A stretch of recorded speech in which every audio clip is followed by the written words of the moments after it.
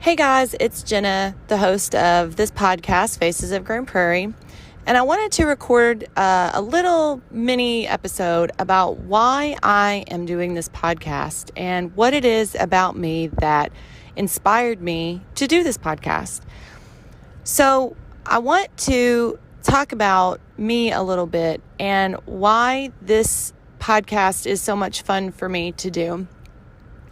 I've always been someone who loves to talk to people all the time. It's something that I have done since I was a kid, and it's something that as an adult I do and have always done really, really well. And my first indication that I was very good at having conversations with people was when I was in the restaurant industry.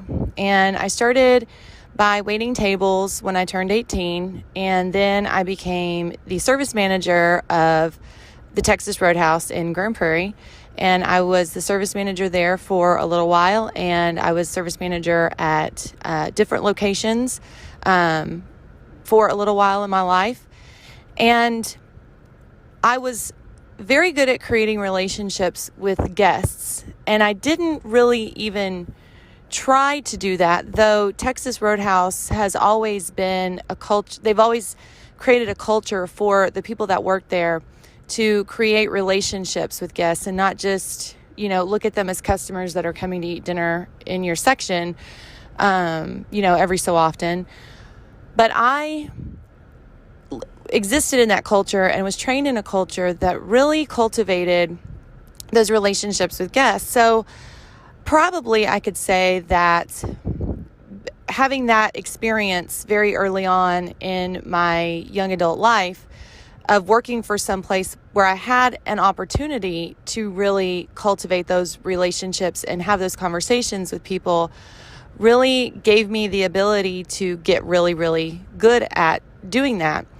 And I remember when I was promoted, my boss, who's Mike Madrano, who is the current owner of the Texas Roadhouse, the managing partner of the Texas Roadhouse in Grand Prairie, he promoted me. And being a service manager is more than just talking to guests. There's other things that go into it. One of those things is creating schedules for, the people that work in your area. I was in charge of the front of the house, so I created the schedules each week for the servers and the bus boys and the host stand and the bartenders. I also was in charge of helping doing liquor inventory and, counting the money at the end of the night. And there was a lot of parts of my job that were the day-to-day operations of running a restaurant.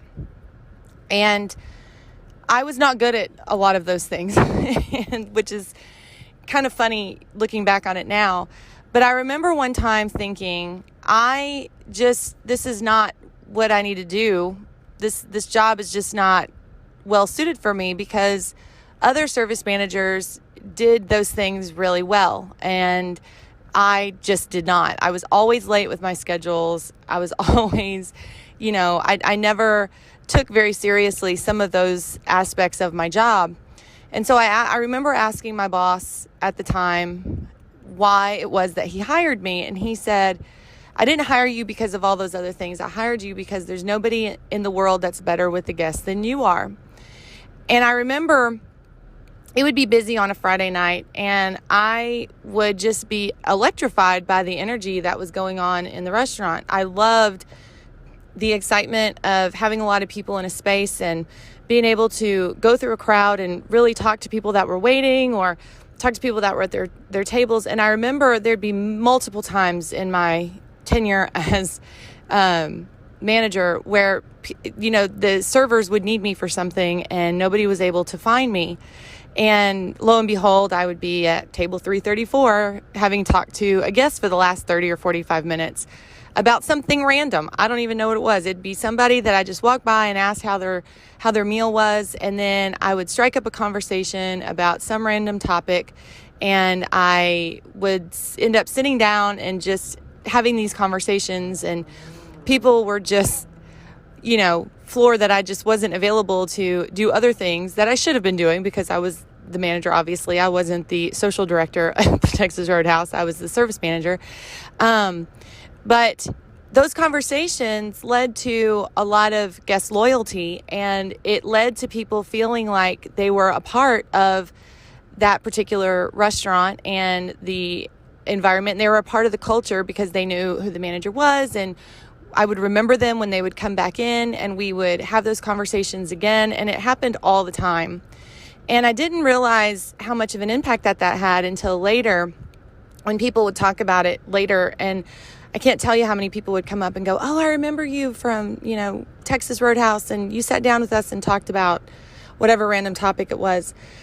And I remember when I was about 25, I read the book How to Win Friends and Influence People by Dale Carnegie. And it was an old book that he wrote several decades ago, and it's been reprinted and updated since then numerous times in numerous editions. But I remember reading that when I was 25, and I read the whole thing in a very short period of time. And I remember thinking to myself, this is exactly, if I could explain my brain and how it works, it would be this book. And it was all about how to connect to other people, how to be a good conversationalist, how to network, how to talk to people. And I just realized that it came so naturally to me. That all was something that people had to learn how to do, and I just knew exactly how to do it. And it was something I took for granted for a long time. When I got into real estate, that particular skill set of mine came in very handy because I was a very good listener, and I was a very good I could take in what people say. I could digest it very quickly, and it mattered to me what they had to say about anything. And I could have a conversation, and I could create those relationships that were very meaningful, and where it created a relationship that was built upon mutual understanding and trust and loyalty.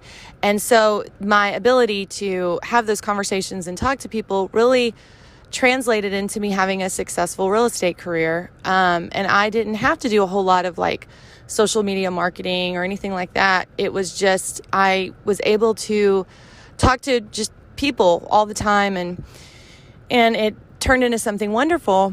And so when I started this podcast, it occurred to me, that I was somebody that maybe these conversations were things that other people would want to listen to. And because I asked very interesting questions, and because I was able to find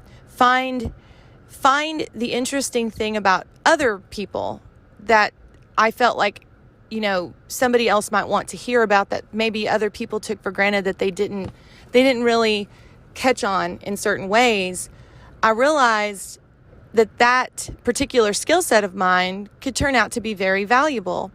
And so when I started this podcast, it was mainly just so that I could talk to people and have conversations. And that's what it feels like every time I interview someone, is just having a conversation. And I've always been a person who finds the value in someone else's life or experience that is very meaningful, even if they don't see it as meaningful. And I've always been someone who feels like that thing that they have that's special and that's unique just to them or to their experience is valuable to someone else. And that in and of itself is meaningful to that person, because not very many people go around telling other people how special or unique that they are all the time, and that you have something special that I don't see in someone else, and that you have something to say that's important that someone else doesn't have to say. There's been times that I've asked people to interview with me, and they've said, I don't really have anything interesting to say. I don't really have a story to tell. The thing that makes me interesting maybe is that I have this particular job, and that's really what makes me interesting. And you might want to go talk to someone else, because they'll be a lot better at talking to you than I would. And I always tell people that, number one, that's ridiculous, because I truly don't believe that. I believe that everyone in this world has something valuable to say. I believe that everyone in this world has a valuable story, a valuable personality trait, a valuable hobby, something that is special and valuable just to them, and that is meaningful to the world. And so I feel like the world is better when we focus on the positive things about other people and the stories that they have to tell. And it's better when we try to find the good in other people and when we try to find the value in other people and what they have to say. And that's how I have the attitude about this podcast. That's the attitude that I have whenever I do any interviews. I am not limited to the types of person that I'm looking for on this podcast. The type of person I'm looking for is everyone. I feel like everyone has something valuable to add. And even if it's something that you might find is mediocre, meaningless, or small, I don't see it that way. And I feel like other people, if more people knew about that, then their lives would be enriched because of what you had to say. So if you're listening to this podcast and I come to you one day and say, hey, I feel like you really should be a guest on the podcast, it's because I truly mean it. And it's not because I'm trying to create more content. And it's not because I just have a spot to fill. It's not because of that at all. In my mind, I have an infinite number of people to ask questions about because there's so many people in Grand Prairie that have something to add to our community and to the conversation.